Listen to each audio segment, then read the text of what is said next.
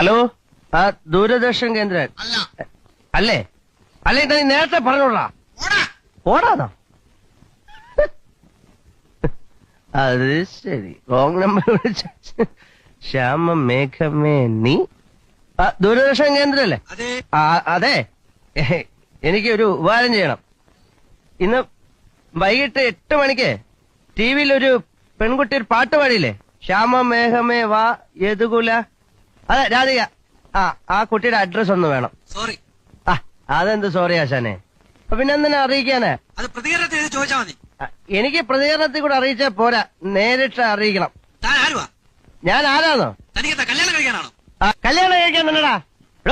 താൻ കൂടുതൽ വായൊന്നും അടിക്കണ്ട. താൻ ആ പരിപാടി ഇറങ്ങി കേട്ടായപ്പോതിനെ കുറിച്ച് എന്ത് പറയുന്നു? ഞാൻ ആരാന്നോ?